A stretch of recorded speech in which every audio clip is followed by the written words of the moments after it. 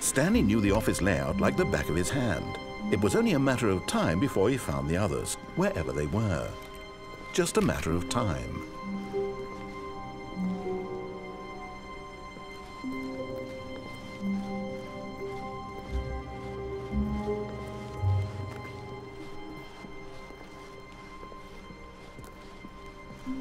When Stanley came to a set of 2 open doors, he entered the door on his left.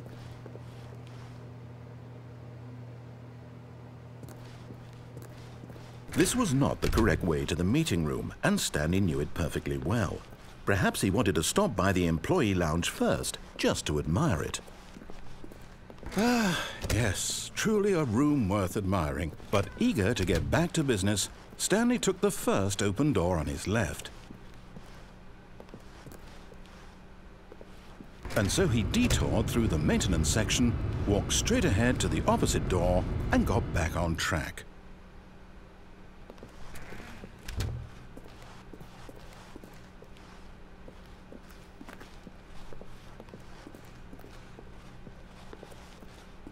Yet there was not a single person here either. Feeling a wave of disbelief, Stanley decided to go up to his boss's office. Stanley stepped into the broom closet, but there was nothing here, so he turned around and got back on track. Coming to a staircase, Stanley walked upstairs to his boss's office.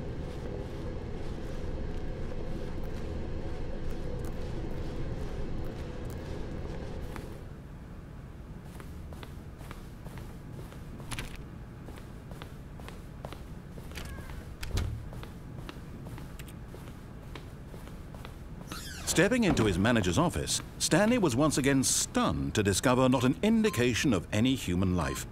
Shocked, unraveled, Stanley wondered in disbelief who orchestrated this. What dark secret was being held from him?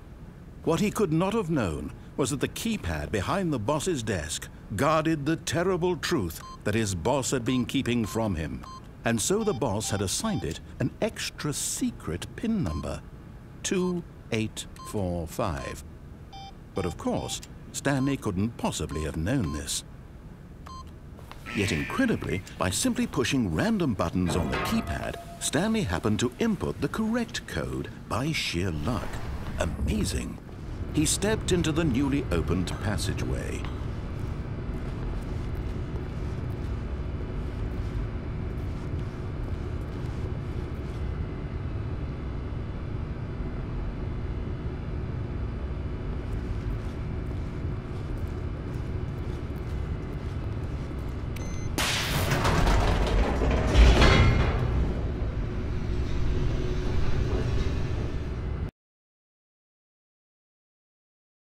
Descending deeper into the building, Stanley realized he felt a bit peculiar.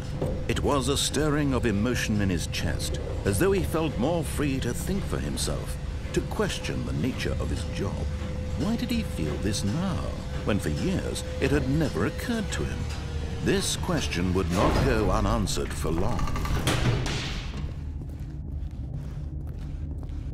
Stanley walked straight ahead through the large door that read Mind Control Facility. Although this passageway had the word Escape written on it, the truth was that at the end of this hall, Stanley would meet his violent death. The door behind him was not shut. Stanley still had every opportunity to turn around and get back on track. At this point, Stanley was making a conscious, concerted effort to walk forward and willingly confront his death.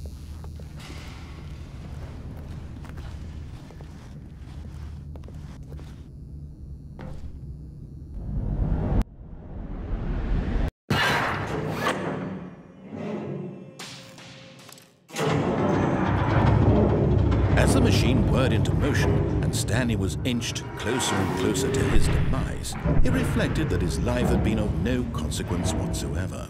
Stanley can't see the bigger picture. He doesn't know the real story, trapped forever in his narrow vision of what this world is. Perhaps his death was of no great loss, like plucking the eyeballs from a blind man. So he resigned and willingly accepted this violent end to his brief and shallow life. Farewell, Stanley.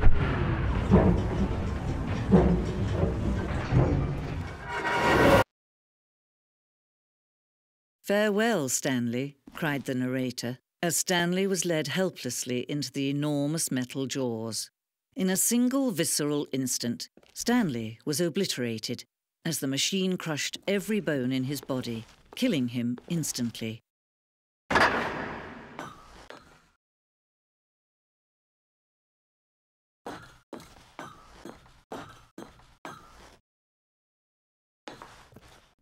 And yet it would be just a few minutes before Stanley would restart the game, back in his office, as alive as ever. What exactly did the narrator think he was going to accomplish? When every path you can walk has been created for you long in advance, death becomes meaningless, making life the same. Do you see now? Do you see that Stanley was already dead from the moment he hit start?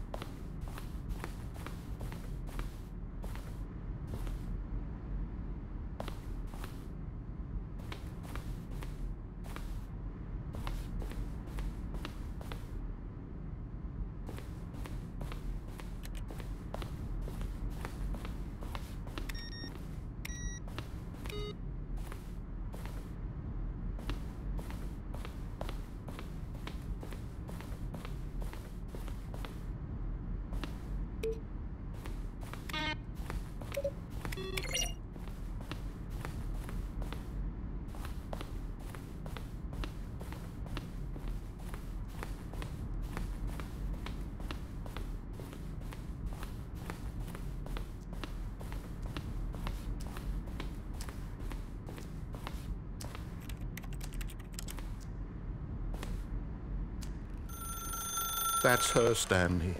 You need to be the one to do this, to reach out to her.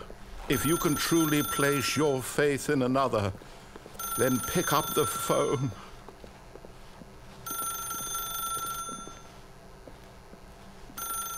As Stanley picked up the phone, a white light engulfed him, filling him not just with radiance, but with hope. Hope for a life reunited one... Wait. Oh, goodness. Stanley, did you just unplug the phone? No, that wasn't supposed to be a choice. How did you do that? You actually chose incorrectly. I didn't even know that was possible. Let me double check. No, it's definitely here, clear as day. Stanley picks up the phone. He's taken to his apartment where he finds his wife, and the two pledge themselves to one another. Music comes in, fade to white, roll credits. Not picking up the phone is actually somehow an incorrect course of action. How is that even possible? None of these decisions were supposed to mean anything. I don't understand. How on earth are you making meaningful choices? What did you... Wait a second. Did I just see... No, that's not possible. I can't believe it. How had I not noticed it sooner? You're not Stanley. You're a real person. I can't believe I was so mistaken. This is why you've been able to make correct and incorrect choices. And to think I've been letting you run around in this game for so long. If you'd made any more wrong choices, you might have negated it entirely. It's as though you completely ignored even the most basic safety protocol for real-world decision-making. Or did you not grasp the severity of the situation? Well, I won't have that kind of risk on my watch. I'm going to stop the game for a moment so we can educate you properly on safe decision-making in the real world. Please observe this helpful instructional video. Choice. It's the best part of being a real person, but if used incorrectly can also be the most dangerous. For example, in this scenario, a hypothetical real person named Stephen has a choice. He could spend years helping improve the quality of life for citizens of impoverished third world nations. Or he could systematically set fire to every orphan living in a 30-kilometer radius of his house. Which choice would you make? Remember that unlike here, the real world makes sense, and at no time should you make a choice that does not conform to rational logic. If you find yourself speaking with a person who does not make sense, in all likelihood, that person is not real. Allow the person to finish their thought, then provide an excuse why you cannot continue talking. Turn to a partner and practice saying, "My goodness, is it 4:30? I'm supposed to be having a back, sack, and crack." My God, is it 4:30? I'm supposed to be having a back, sack, and crack. Excellent. Making choices on a regular basis is the best part to a healthy decision-making process. Most medical professionals recommend making at least 8 choices per day. Do you make more than 8? Less? And finally, if you begin to wonder if your choices are actually meaningful and whether you'll ever make a significant contribution to the world, just remember that in the vast infiniteness of space, your thoughts and problems are materially insignificant, and the feeling should subside. At this time, your instructor will guide you in an exercise to test and reinforce the material covered in this video. Welcome back. You may have noticed that this room has begun to deteriorate as a result of narrative contradiction. But not to worry. Now that you're properly informed on good decision-making, we're going to revisit a choice you made just a few minutes ago and see what the correct thing to do would have been. This way, please.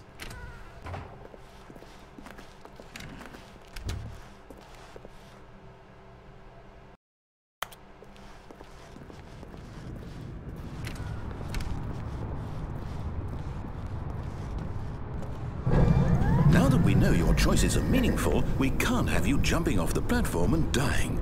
Imagine the main character dying senselessly halfway through the story. That story would make no sense at all. We just need to get you home as soon as possible before the narrative contradiction gets any worse. Unfortunately, it seems this place is not well equipped to deal with reality.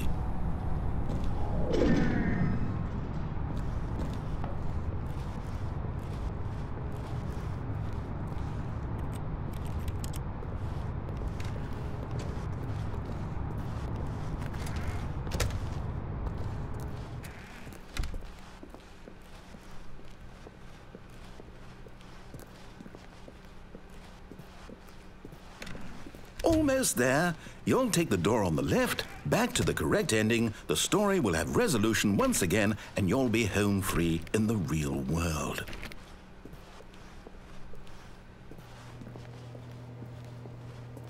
Now remember, all you need to do is behave exactly as Stanley would. That means choosing responsibly and always putting the story first. I'm quite sure you'll be up to the task. Just follow my lead and you'll be fine. All right. When Stanley came to a set of 2 open doors, he entered the door on his left.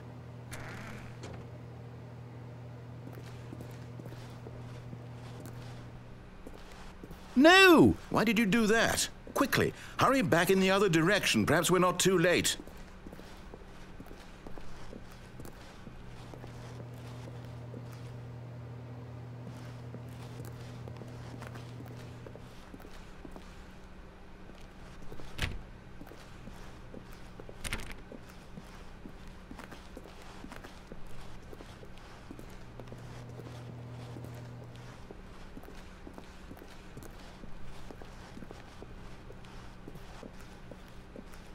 Oh, it's ruined.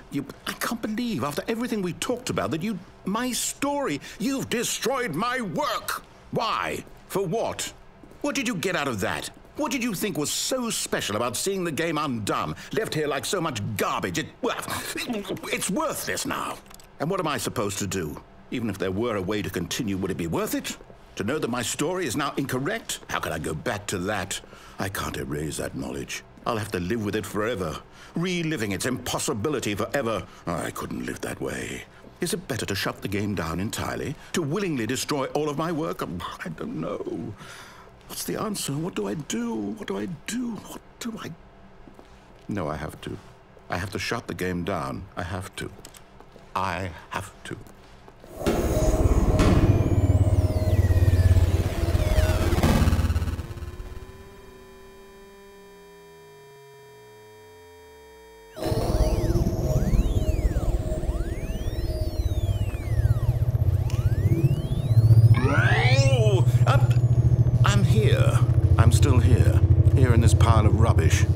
with you.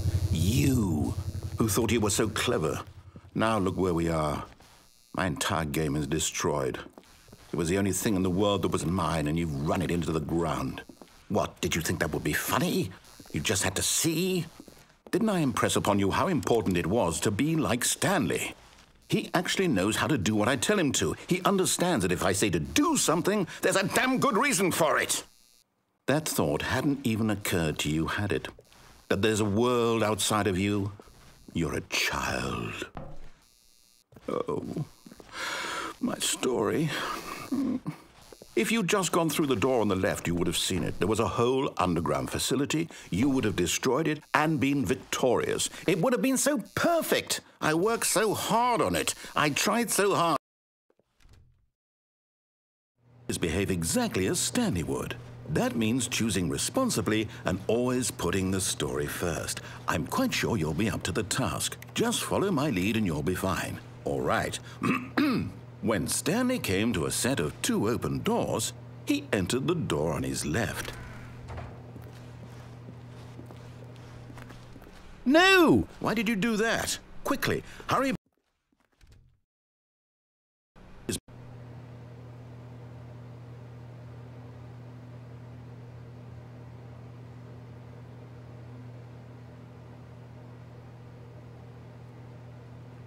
When Stanley came to a set of 2 open doors, he entered the door on his left.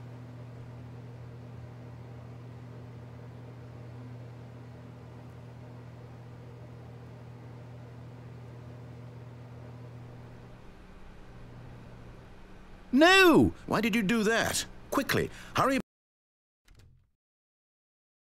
Behave exactly as Stanley would. That means choosing responsibly and always putting the story first. I'm quite sure you'll be up to the task. Just follow my lead and you'll be fine. All right. When Stanley came to a set of 2 open doors, he entered the door on his left.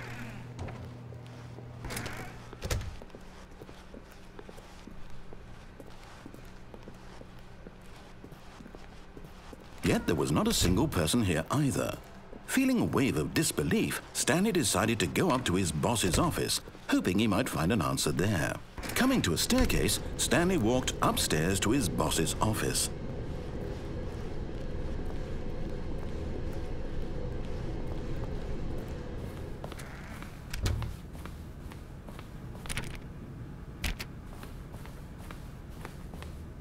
Stepping inside his manager's office, Stanley was once again stunned to discover not an indication of any human life.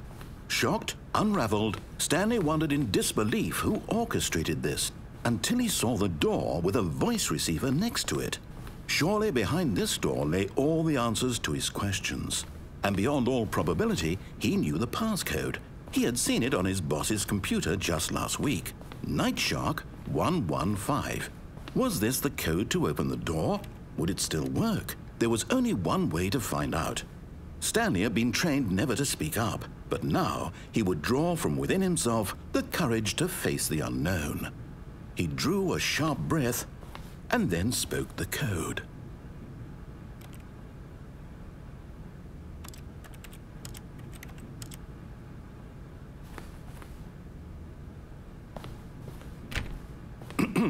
Stanley spoke the code. Night Shark 115. He spoke it into the receiver, right there on the wall.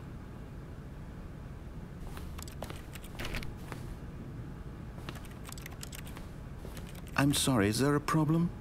You didn't mishear me, did you? Please speak the code into the receiver. Otherwise, we can't get on with the story. This is a crucial step.